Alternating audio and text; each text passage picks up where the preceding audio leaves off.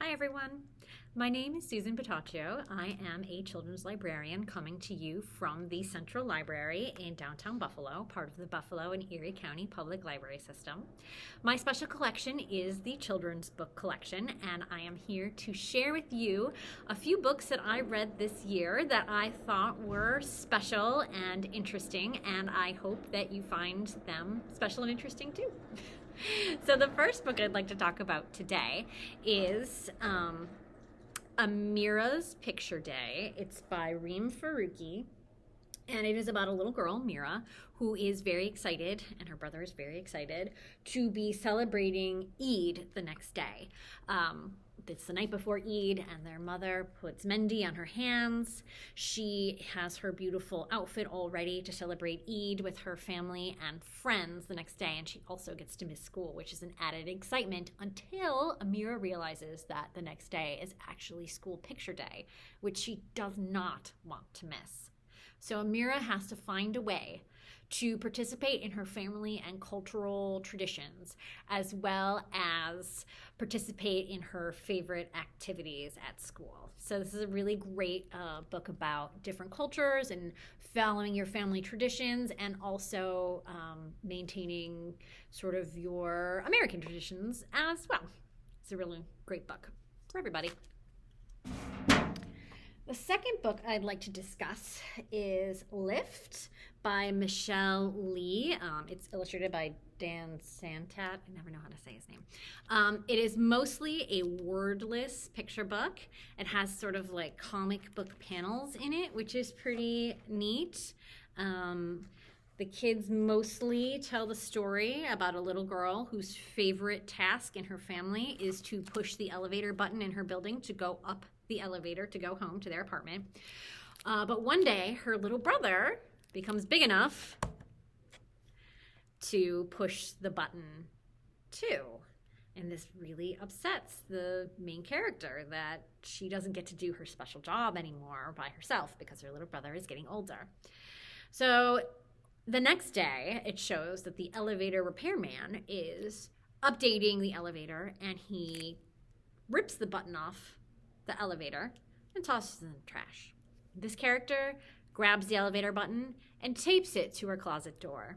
What happens next is pretty magical, and you can let the kids tell you the story because it is mostly wordless. So it's a really fun book to explore and talk about storytelling and emotions and change. It's a really good book. Very cute. Lift. The third book I'd like to talk about is called Something's Wrong by, I think it's Jory John. A bear, a hare, and some underwear. Now, I thought I was over books with underwear in it. I really did. I thought I was over it. But this one is really cute. The bear accidentally wears his underwear on the outside, and he's walking around, and he can't figure out why everyone is staring at him. Why is everyone staring at me? He's like, what is going on? And then he realizes something's wrong, and his underwear is on the outside. Luckily, he's got a great friend in the hare who helps solve his problem and helps him start a new trend. Something's wrong. Another book I'd like to mention is All Because You Matter. It's a beautifully illustrated book by Tammy Charles and illustrated by Brian Collier. Just an affirmational book, just letting kids know that their families love them and have been waiting for them their whole lives, and that they are special and important no matter what happens, and sort of acknowledging that sometimes life is hard and difficult, but that they can do it all because you matter. Directed towards African American kids, but important for everyone to read.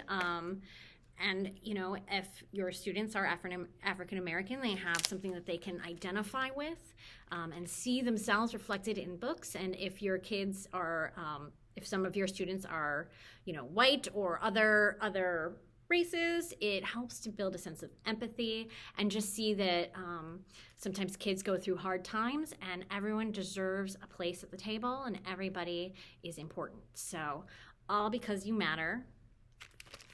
Really sweet book. 10 Beautiful Things by Mary Beth Griffin.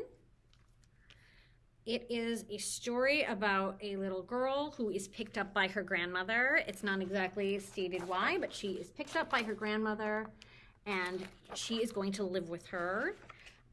Definitely doesn't seem like she's going to be with her parents. It isn't entirely explained. But the little girl is very upset because she is moving to, I think, Iowa. And as she is driving with her grandmother to her new home, her grandmother's house, she's very angry and upset.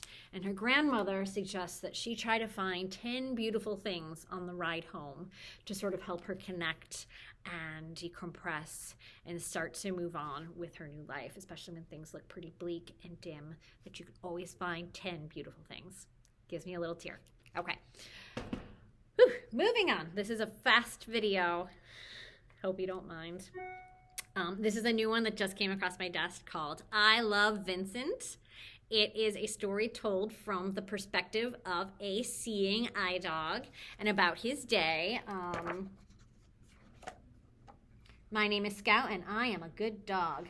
So it tells you walk through and find out what service dogs do for their folks, and has some very good points that when a service dog is working, they are not able to jump up and be pet by other people. You shouldn't try to distract them from their jobs because they are doing a job and keeping their people safe. And Scout loves Vincent. And that's why that's his person. Vincent is his person that he helps cross the street, go to a store, go to a restaurant, and just make it through their day. And at the end of the day, they are best friends.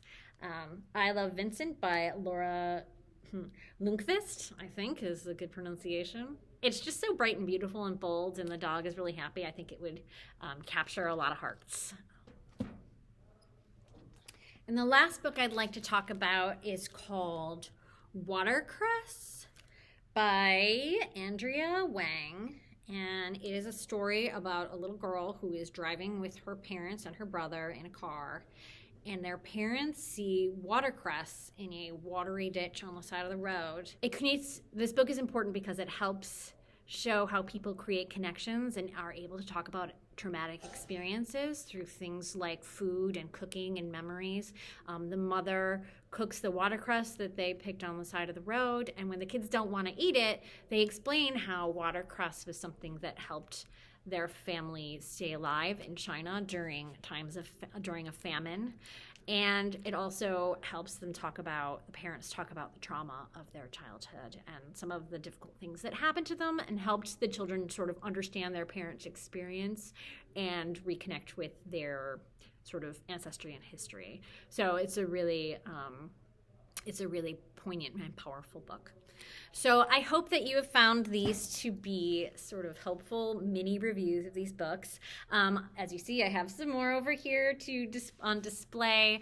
I tried to create a mix of titles with characters with diverse backgrounds, funny books, silly books, serious books, and I hope that you find something that works in your classroom on this list.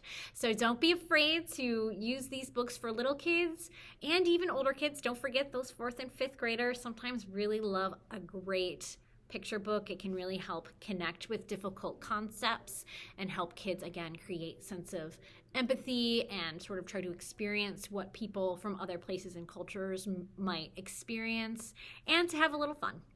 So I hope you enjoyed. If you have any questions, feel free to email me. I'm sure that I will make sure that my email is included with this presentation. Thank you for listening.